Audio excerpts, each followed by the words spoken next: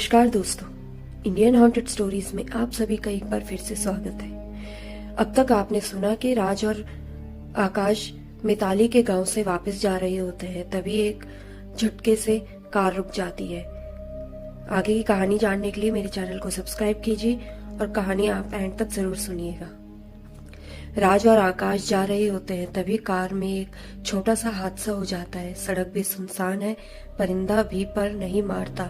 ऐसी जगह पर कार खराब हो जाती है। कार के नीचे बड़ा सा पत्थर टकरा जाता है और आकाश कार का बड़ी मुश्किल से कंट्रोल कर पाता है कार को। अब मुश्किल ये थी कि अब क्या करे। तभी मिताली का फोन आता है। तब राज सारी बात बताता है और मिताली की तो सांसें ही रुक जाती, पर राज उसे बताता है कि हमें कुछ भी नहीं हुआ, हम ठीक है। जब जाके थोड़ा शांत होती है और कहती है रात के समय वो इलाका ठीक नहीं है, आप कैसे भी करके मेरे गांव वापस आ जाइए। आपको पता नहीं कई खून हो चुके हैं वहां लूट में।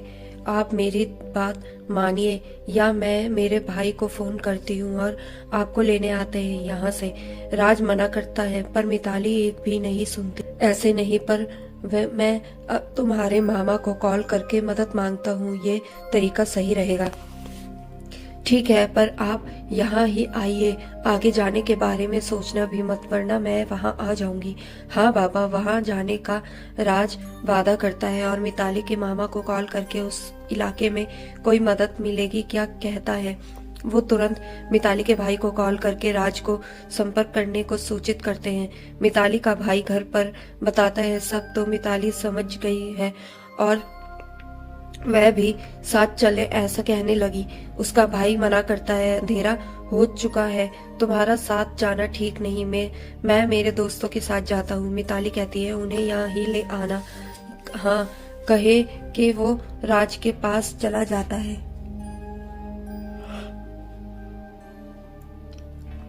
उधर मिताली राज को फोन करके बता देती है मेरा भाई आ रहा है उसके पास, अब आप को जाना नहीं है। ठीक है, मैं वहां ही आऊंगा, तुम फिक्र मत करो।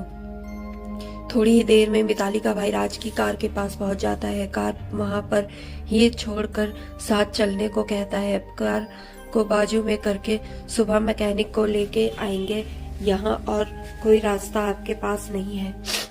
आखिर कार मिताली जो चाहती थी वही हुआ, जैसे ऊपर वाला नहीं चाहता था राज इतनी जल्दी मिताली से दूर हो। मिताली घर की छत पर ही खड़ी थी, सबका इंतजार करते, जैसे कि वो देखे उसकी जान में जान आ जाती है और वो नीचे गेट खोलने भागती है। मिताली का भाई सबको घर में सोफे पे बिठा देता है और फिर पानी पिलाने को आता है। मिताली पानी लेके आती है। मिताली राज को पानी देने राज पानी लेने जैसे ही जाता है, उसके ग्लास में एक बूंद टपकती है। ऊपर मुंह करता है तो मिताली की आंखों में आंसू थे जो उसके ग्लास में गिर जाता है। राज उसको आंखों में चुप होने का इशारा कर देता है। ऐसा प्यार भरा लम्हा कभी फिल्मों में भी नहीं देखने को मिलता। मिताली जाते जाते अपने भाई को बाहर आने का इशारा करती। मिताली का भाई उसके पीछे चल दिया। मिताली उसे कहती है सब रुकने वाले हैं ना आज, या जाने वाले हैं, पूछ के देखो। मिताली का भाई कहता है उनको जाने नहीं देना है, इसीलिए यहाँ ही रुकेंगे। तुम सब खाने की और उनके सब इंतजाम कर दो। मिताली को तो पहले से ही पता था, फिर भी भोली बनकर भाई को पूछती है। कहते हैं ना जब कोई इश्क में होता है तो चालाकियां भी बहुत सीख लेता है। बड़े भोले बनकर आशिकों से मिलने और साथ रहने के रास्ते ढूंढ ही लेते हैं।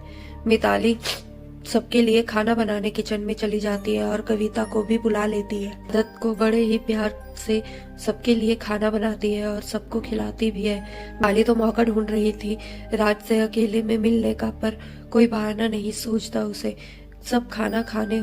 सबका खाना होने के बाद मिताली कहती है अगर आपको आराम करना हो तो दूसरे कमरे में इंतजाम कर देती हूँ। राज समझ जाता है अकेले में मिलना चाहती है। राज भी कहता है हाँ। बाकी सब हॉल में ही बैठने का फैसला करते हैं। राज मिताली के पीछे पीछे दूसरे कमरे में जाता है।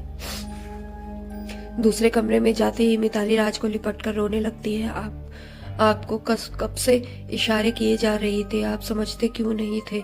मेरी तो जान ही निकल गई थी, आपने निकाल दी थी मेरी जान आज। राज बोलता है, अरे मेरी पागल, मैं चंगा भला तुम्हारे सामने खड़ा हूँ, इतना ज्यादा इश्क मत करो कि तुम्हारे साथ हमारी भी सांसें दम तोड़ दे। मिताली कहती है, मिताली राज के मुंह पर अपना हाथ रखती है और चुंबन की बारिश कर देती है। गुजरने वाली वो पल आपसे पहले हमसे होके गुजरे, ऊपर वाले से हर पल यही दुआ मांगती हूँ मैं। राज कहता है, अच्छा चलो छोड़ो, हमें कोई देख ले उसके पहले। मिताली कहती है, अरे हम लड़की होके नहीं डरते और आप डरे जा रहे हैं। कहता है, डरना पड़ता है, हम और हालातों में मिले हैं। मिताली कहती है, तो हालात को सही कीजिए, आपकी जितनी जल्दी हो उतनी। हम आपसे ऐसे नहीं छुप छुप कर मिल सकते और दूर रहा भी नहीं जाता, वरना हम हमारी तरह से रास्ता बना लेंगे, कह देते हैं फाइनल। राज कहता है, ठीक है, ऊपर वाले ने चाहा तो सब ठीक से ही हो जाएगा। मिताली कहती है, पता है मुझे, आप चाहे तो सब सही हो जाएगा और करना भी पड़ेगा आपको। किसी के आने की आहट होती है, दोनों अलग हो जाते हैं। मिताली कमरे से चली जाती है। कुछ देर बाद कमरे में आके देखती है तो राज सो गया होता है। मिताली सबको कहती है कि वो सो गए हैं, आप लोगों का भी बिस्तर उसी कमरे में लगा दिया है, उसका भी वहां लगाया था। सब सो गए पर मिताली सोई नहीं। वो तो राज को ही पूरी तरह निहारती रही। कुछ कब सुबह हो जाती है उसे भी पता नहीं चलता। सब लोग अपना चाय नाश्ता करके रेडी हो जाते हैं। बाद में कार ठीक करने की बात होती है तो मिताली का भाई कहता है, 2 लोग ही जाके ठीक करा के आ जाते हैं। तो आकाश कहता है, हम दोनों जाते हैं, राज को इधर ही रहने देते हैं, वैसे भी बाइक पे 3 कहाँ जाएंगे। हाँ ये भी सही है। आकाश चुपके से राज को इशारा, पर अब मिताली और राज ही थे तो दोनों को बातें करने के लिए कोई रोकने वाला ही नहीं था। मिताली राज की गोद में सर रखकर सो जाती है। राज को देखते हुए कहती है, मिताली कहती है, मुझे शादी नहीं करनी। मैंने आपको पहले भी बताया है, आप मेरी बात को सीरियसली क्यों नहीं। राज कहता है, तुम्हारी बातों को लेकर जितना सीरियस हो उतना तो काम में भी नहीं सोचता हूँ। मिताली के सर पर हाथ फेरते हुए कहता है। बातें करते करते मिताली सो जाती है राज की गोद में ही। वक्त कब गुजर जाता है पता ही नहीं चलता। आकाश का कॉल राज को आता है, कार ठीक हो गई है, हमें कब निकलना है, आ जाओ, यहाँ हम निकल ही जाएंगे। जाने की बात सुनकर मिताली जाग जाती है और कस कर राज के गले लग जाती है, जैसे आखिरी मुलाकात हो दोनों की। राज के माथे को चूमते राज के होठों पर अपने होठ रख देती है। ठीक है, इतना स्टॉक हो जाएगा ना अगली मुलाकात तक। तो क्या कुछ और अरमान दिल में रखे थे आपने? अगर रखे थे तो कहा क्यों नहीं?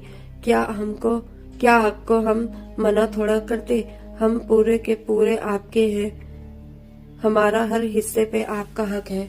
राज बोलता है मिताली के माथे को चूमते हुए, इतना काफी है मेरे लिए, मुझे कोई शिकवा नहीं, बस इसी तरह इश्क किया करो। मिताली कहती है, आपका कद हमारे दिल में और ऊंचा हो गया है अब, और कह देते हैं हम आपके सिवा किसी और के होना नहीं चाहते, हम जान दे देंगे। आज जोर से चाटा लगा देता है मिताली को और जोर से गले लगा लेता है। पागल, ऐसा ख्याल भी भूल कर भी मत लाना, अगर तुम मुझे चाहती हो तो। माफ कर दीजिए, गलती हो गई, नहीं लाएंगे सुबह पर ऐसी बात अब के कभी। राज अपने दोनों हाथों से मिताली का चेहरा हथेली में लेके माथे को चूमने लगता है। जाओ मुंह धो लो, वो आते होंगे, अभी सबको बताने का वक्त नहीं है वरना सबको शक हो जाएगा। थोड़ी ही देर बाद घंटी बजती है। कार लेकर वो लोग आ जाते हैं। मिताली सबके लिए चाय बना के लाती है, फिर दोनों वहां से निकल जाते हैं। राज और मिताली की ऐसी मुलाकात अब 2 हफ्ते में होने लगी थी। कभी प्यार कभी झगड़ा होता रहता था। उधर मिताली की शादी की तारीख तय करने का वक्त नजदीक आ रहा था और मिताली शादी नहीं करने का फैसला पर अड़ी हुई थी।